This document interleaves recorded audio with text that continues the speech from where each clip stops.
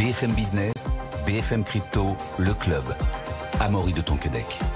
Bonjour à tous, c'est le club BFM Crypto, soyez les bienvenus. Les cryptos, grande absente du Super Bowl. On verra si c'est un top ou un flop, a priori plutôt un flop avec Pauline Armandet qui est avec nous, journaliste BFM Crypto. Bonjour Pauline. Bonjour Amaury. Avec vous, on verra que ça y est, les ETF possèdent 3,5% des bitcoins en circulation, ce qui représente quand même à peu près 32 milliards de dollars au cours actuel. Et puis un flop, le flop du jour, seulement une société crypto agréée PSAN en France. On voit ça dans quelques instants avec William O'Rourke, associé et cofondateur du cabinet Orwell Avocat. Bonjour William. Bonjour Amaury. Mais d'abord, on part faire un petit détour sur le marché crypto avec Alexandre Baradez, chef analyste chez IG. Bonjour Alexandre. Bonjour Amaury, bonjour à tous. Alexandre, le Bitcoin est calme, très calme aujourd'hui, légèrement dans le rouge, mais plus 10% sur une semaine. On tourne autour actuellement des 47 500. À quoi faut-il s'attendre? On l'interalise, on va sortir vers le haut, vers le bas, que se passe-t-il? Alors c'est vrai que déjà que la semaine passée, pour moi en tout cas, était plus importante que prévu. Moi, je tablais plutôt sur un scénario toujours un peu consolidant la semaine dernière parce que on expliquait que les taux américains s'étaient quand même pas mal redressés ces dernières semaines sur fond de statistiques américaines qui sont toujours très résilientes et du coup qui repoussent les velléités de baisse de taux de la part de la Fed. Donc c'est un environnement qui semble être plutôt propice aussi bien pour les marchés actions que pour les cryptos et pour le Bitcoin, un environnement plutôt propice à la consolidation. Et de la même manière qu'on a vu les actions marquer de nouveaux records aux États-Unis, le S&P, le Nasdaq, on a aussi un Bitcoin qui s'est largement redressé la semaine dernière pour revenir à la zone des 48 000. Je continue pour autant de plaider pour une approche toujours un peu consolidante. C'est-à-dire que 48 000, si on regarde bien, cette zone 48-49, c'est pas une zone au hasard. C'est la zone, si on se souvient bien, dans l'épisode de chute qui avait donc amené le Bitcoin de 70 000 à 15 000 en gros, il y avait trois vagues de baisse, si vous voulez. Une première vague, un rebond qui s'était fait à 48-49 et puis ensuite la chute finale vers les 15 000. Donc là, on a récupéré toute cette dernière vague de baisse et donc le point de résistance, c'est 48 000. C'est vraiment là-dessus que le marché avait buté en mars 2022 avant de tomber aux oubliettes à 15 000. Donc là, on est en train de revenir déjà au mois de janvier. C'était le premier test qui avait été réalisé. Ensuite, on était retombé à 38 et on réattaque une deuxième fois à 48-49 ce niveau-là. Moi, je plaide toujours pour un peu de patience sur ce niveau-là et pour un peu de consolidation. En gros, je trouverais justifié que l'on fasse quelques allers-retours dans cette zone 40-48 000 pour être large. Vous voyez que ça devient une espèce un peu de range comme ça pendant quelques temps. Pour les mêmes raisons qu'on vient de citer, c'est-à-dire une inflation. Alors on aura demain le gros rendez-vous, mardi 14h30, les chiffres de l'inflation aux États-Unis, donc ça c'est important. Mais je pense que dans cet environnement de taux qui ne retombe pas tout de suite, où la Fed ne se presse pas de baisser les taux, moi j'ai le sentiment que sur les marchés actions c'est un peu suracheté, il y a trop peu de volatilité, et j'ai un peu le sentiment à court terme que sur les cryptos c'est un peu le même sentiment. C'est-à-dire qu'en gros, non pas que le niveau soit justifié à moyen terme, mais qu'à court terme, si on allait tout de suite beaucoup plus haut, vous voyez 52, 55 ou autre, on commencerait à adopter des comportements à nouveau un peu trop d'appétit pour les actifs à risque. Et quand c'est trop vertical, c'est jamais très bon. C'est source après de retour de volatilité. Et donc, je trouve que le contexte pour la consolidation est propice maintenant. Et voilà. Donc, je serais plutôt à surveiller, si vous voulez, à mon aise, des opportunités pour racheter un peu plus bas, peut-être vers des 42, 40 000 si l'opportunité se présente. Je ne suis pas inquiet d'un retournement. J'insiste bien là-dessus, mais simplement d'une phase latérale dans laquelle on resterait quelques temps, grosso modo entre 40 et 50 000, avant d'aller plus haut et de revenir sur le record historique du Bitcoin, mais dans ce cas-là, dans un environnement qui serait détente des taux, détente du dollar. Voilà. Et actuellement, c'est pas l'environnement que nous avons aux États-Unis notamment. Eh bien, consolidons Alexandre, consolidons pour mieux repartir plus tard. Merci beaucoup Alexandre, chef analyste chez IG. Bonne journée, bonne soirée. Pauline, on le disait, voilà, hier soir, c'est terminé le Super Bowl, l'un des événements les plus suivis de la planète. En 2022, de grosses sociétés crypto avaient payé des millions de dollars pour faire de la publicité pour leurs produits. Mais cette année, zéro crypto, le secteur Web3 totalement absent du Super Bowl. Comment est-ce qu'on peut l'expliquer ? Alors, il y a trois raisons à cela. Déjà, la première raison, c'est que même s'il y a eu une remontée du marché crypto en 2023, on l'a vu, un cours du Bitcoin qui a fait plus 150% en un an et pas mal d'autres cryptos qui se sont bien positionnés, c'est vrai que c'est un secteur qui a subi pendant de longs mois l'hiver crypto, et ça s'est forcément ressenti sur les budgets, sur les effectifs et donc effectivement sur les budgets alloués à des publicités. Bon, bah là, les cryptos, le secteur crypto s'est peut-être dit revoyons nos priorités. Et du coup, c'est pour ça que cette année, il y a certains gros acteurs qui étaient présents il y a quelques années au Super Bowl qui se sont évidemment retirés de ces encarts publicitaires. Par exemple, Coinbase, eux, ce qu'ils veulent faire, donc la plateforme d'échange de crypto-monnaies américaine. La deuxième actuellement. Voilà. Ouais. Et qui monte en puissance en plus avec Binance, qui avait vécu quelques casseroles en 2022-2023. Eux, ils préfèrent donner de l'argent au lobbying auprès du Congrès américain en fait en faveur d'une législation sur les actifs numériques. Ce que vous êtes en train de nous dire, Pauline, c'est que finalement les acteurs cette année préfèrent faire de la politique plutôt que du business à court terme. Alors, en tout cas, aux États-Unis, c'est vrai qu'il y a plutôt cette tendance à se dire, voilà, notre secteur a été vraiment affaibli, il y a eu plein de scandales, on ne va pas revenir dessus, mais de FTX, ce qui s'est passé pour Binance, même pour Kraken. Et donc, c'est vrai qu'aux États-Unis, il y a vraiment un problème de légitimité de ce secteur-là et en même temps, une échéance, les élections présidentielles américaines en 2024. C'est ça, novembre 2024. Qui, du coup, sont aussi un enjeu pour le secteur crypto parce qu'ils savent qu'ils ont peut-être une carte à jouer, notamment en vue déjà de se faire bien voir et aussi de pouvoir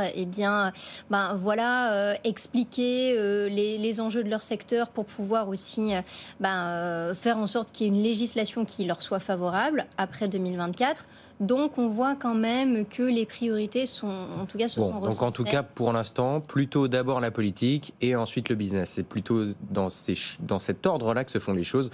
Pour l'instant, aux États-Unis, William O'Rourke, je rappelle, cofondateur du cabinet Orwell Avocat, vous avez une info intéressante parce que selon vous, ce matin, l'AMF a envoyé un message à tous les acteurs PSAN en France pour les avertir sur de la publicité, c'est ça ? C'est un rappel, c'est pas du tout quelque chose d'officiel et c'est pas du tout quelque chose. Mais c'est un rappel et ça illustre le fait que sur la communication, comme l'a très bien dit Pauline, il y a eu des excès clairement. Il y a eu à la fois beaucoup de communication et une communication qui correspondait pas tout à fait aux standards de protection des investisseurs. Je pense d'ailleurs aux États-Unis comme en Europe. Et là, on voit que toujours dans le même mouvement de réglementation et de professionnalisation, la vis est en train de se resserrer. Et donc clairement, les acteurs sont un peu frileux, c'est ça que vous nous dites. En tout cas, ils réfléchissent peut-être à 2 fois et c'est une bonne chose. Et notamment sur des événements sportifs comme ça, qui sont très grand public, où il y a vraiment énormément de personnes non averties qui regardent leur télévision. Et c'est dans ces moments-là que la communication financière doit être faite correctement dans le respect des règles, quoi. Bon, il y a quelque chose quand même qui est plus surprenant, c'est les 11 gestionnaires des ETF Bitcoin Spot qui ont été acceptés aux États-Unis début janvier. Bon, on pourrait se dire, en plus, certains ont déjà commencé à communiquer.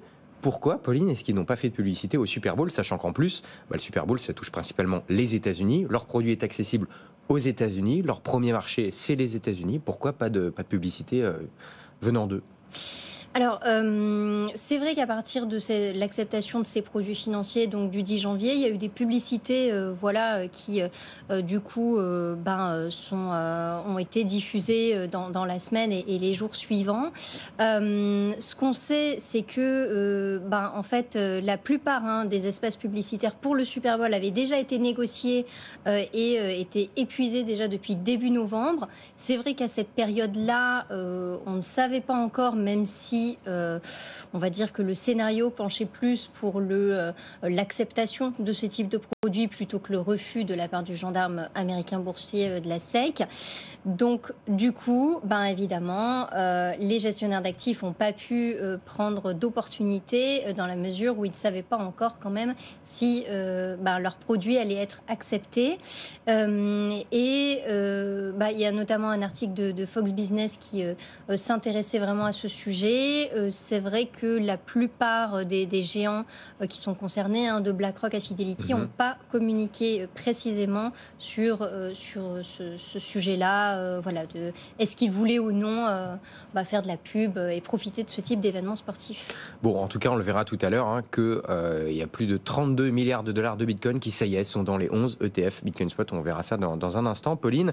Mais au final, nouvelle rubrique dans le club BFM Crypto. Maintenant, chaque invité donnera son top ou son flop de la journée. Pauline, pour vous, le fait qu'il n'y ait pas de publicité pour les cryptos, pour le Web3, au Super Bowl cette année. Est-ce que c'est un top ou un flop? Est-ce que c'est un bon signe ou un mauvais signe pour l'écosystème crypto? Alors, je dirais que c'est plutôt on va dire un flop pour l'écosystème crypto de manière générale, parce que c'est vrai que en 2022, par exemple, le Super Bowl, ça avait été qualifié de Crypto Bowl. Oui, tellement il y en avait finalement, c'était omniprésent. C'était vraiment le secteur en vogue et en vue à ce moment-là.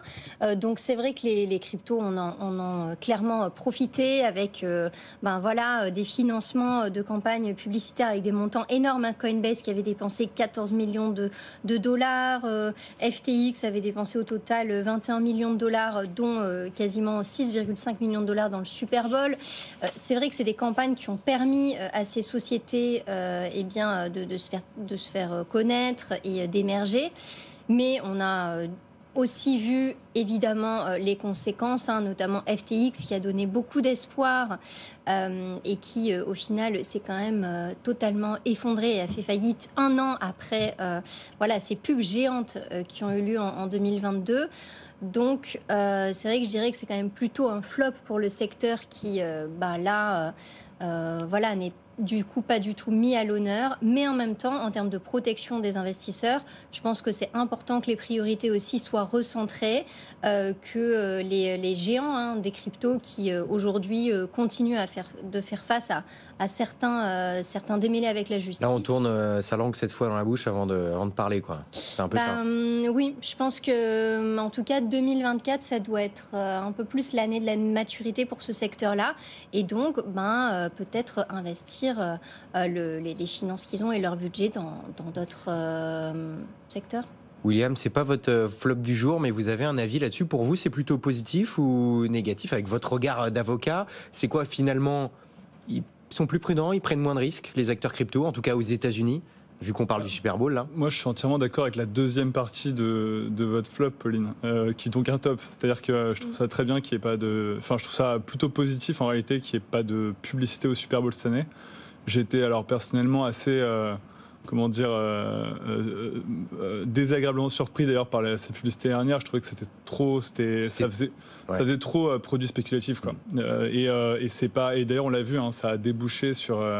Enfin, c'est pas lié, mais bon, il y a eu plein de scandales après. Tout le monde s'est dit, la crypto, en fait, ils dépensent des millions d'euros. Finalement, c'était une publicité, mais qui était pas bonne, en fait. Voilà, puis qui a été suivie de plan de licenciement. Je pense que c'est pas grave dans une boîte quand vous voyez ses budgets. Enfin, ouais, je trouve ça très bien que, comme l'a dit Pauline, qu'aujourd'hui les priorités se recentrent sur ce qui est important pour la protection de l'investisseur et le développement à long terme du secteur. Bon, et Pauline, pour l'édition 2025, donc l'année prochaine, à quoi on peut s'attendre? Alors, c'est pas tout de suite, il peut encore se passer beaucoup de choses, mais quel est votre sentiment? Du coup, on peut espérer que si le secteur vraiment axe ses nouvelles priorités sur de la maturité et notamment investi dans d'autres domaines de développement et autres, de renforcement de protection des investisseurs. Peut-être que là, s'il y a des publicités, elles seront plus, en tout cas, pour les investisseurs, elles seront moins dangereuses. Donc, on verra. 2025, c'est vrai qu'on... On a le temps de voir. Oui, et puis avec tout ce qui peut se passer dans ce domaine, on verra bien. On verra. Ne parlons pas trop vite. Ouais. Pierre, William, votre flop, c'est l'absence d'acteurs crypto à Gripsan en France. Donc pour rappeler, Xan, prestataire de services sur actifs numériques, il y en a à peu près 110 entreprises, c'est ça, qui sont enregistrées Xan. Là, on parle de l'agrément. Il y a seulement une entreprise qui est à Gripsan en France, c'est la Société Générale, bravo elle. Est-ce qu'on peut rappeler déjà la différence entre agrément et enregistrement Xan? Bien sûr. L'enregistrement, ça concerne essentiellement les obligations de lutte contre le blanchiment. Voilà, donc c'est une très bonne première étape, mais c'est quelque chose qui est beaucoup moins élevé que le niveau de conformité et de protection qu'offre l'agrément, puisque l'agrément PSAN, c'est un agrément financier, on va dire, complet. Vous avez donc la lutte contre le blanchiment comme l'enregistrement, évidemment, mais vous avez également la protection des fonds, des obligations de transparence, de protection des consommateurs, etc. etc. Vous avez, par exemple, des fonds propres, tout un ensemble de règles qui sont beaucoup plus protectrices. Donc, finalement, ce que vous êtes en train de nous dire, c'est que l'agrément protège plus le consommateur que l'enregistrement. Finalement, l'enregistrement, c'est plus pour le blanchiment d'argent.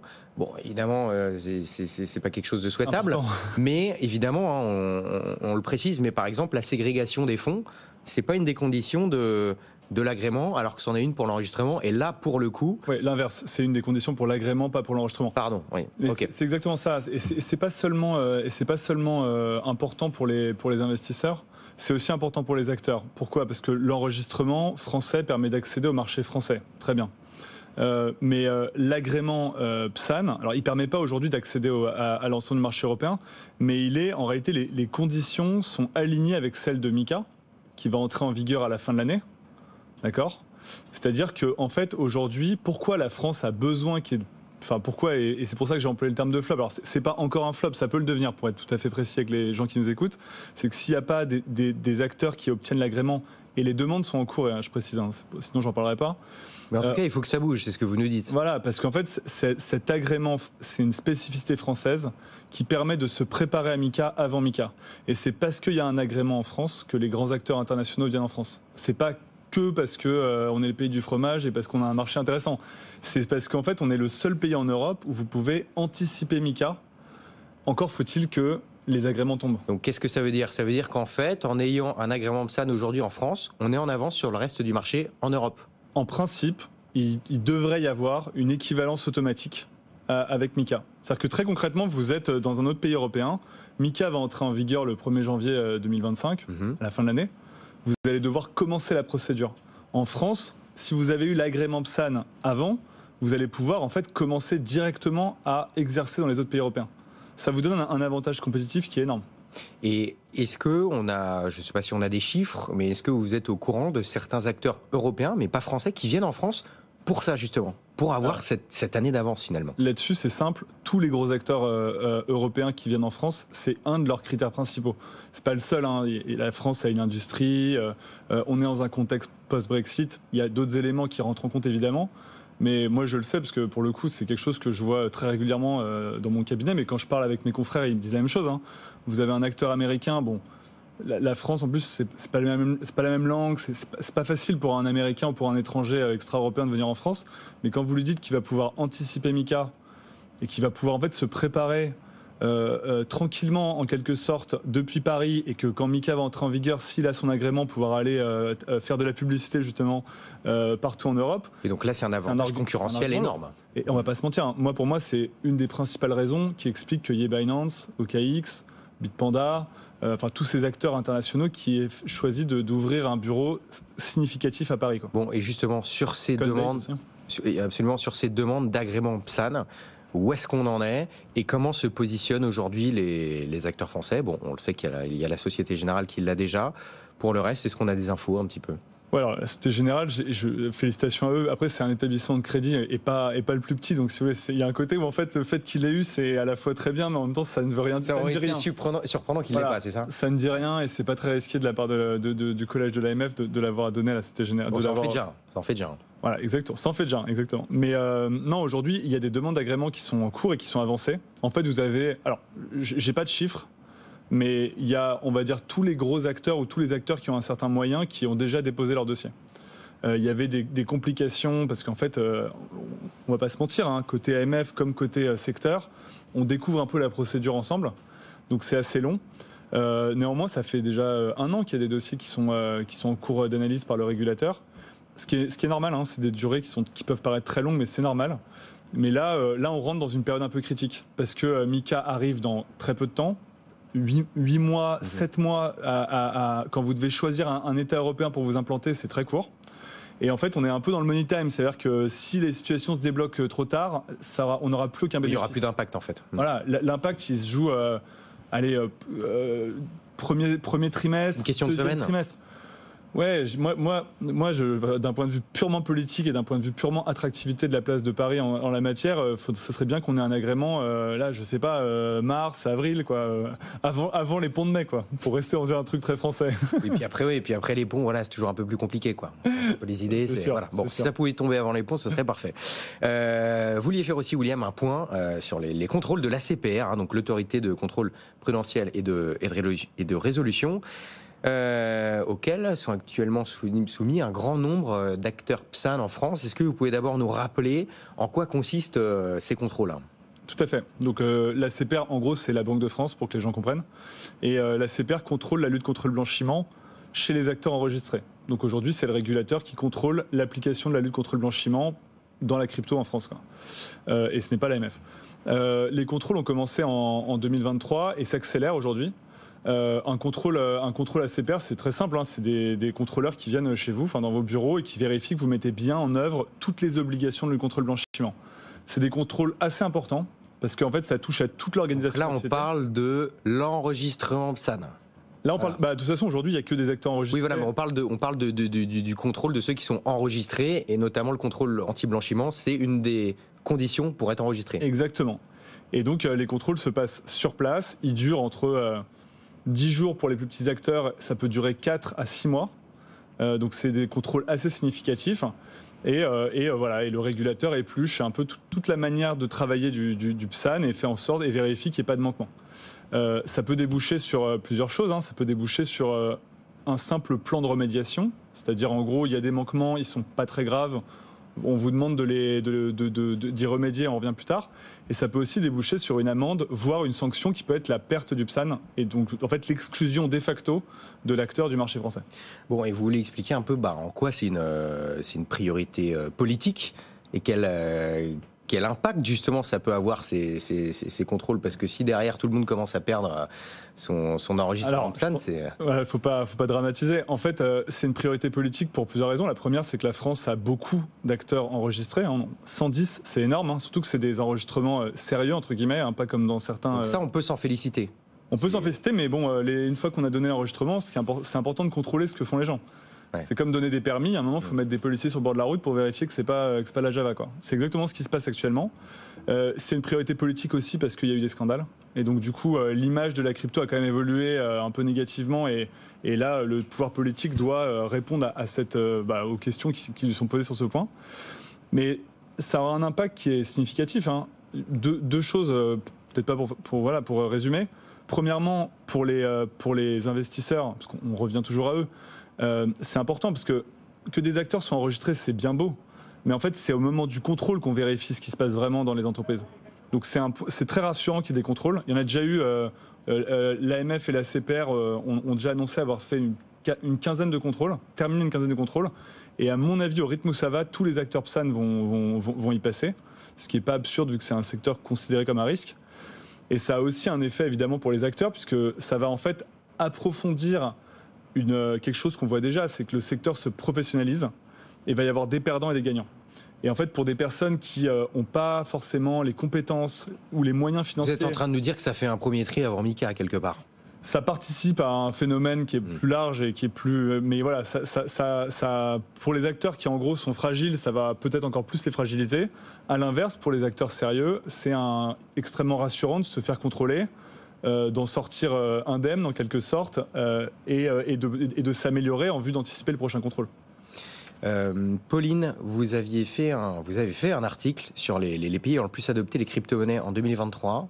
Malheureusement, on n'a pas le temps de le faire en entier, mais rapidement, peut-être 2 mots de l'Iran, qui fait partie des pays qui ont le plus adopté les crypto-monnaies.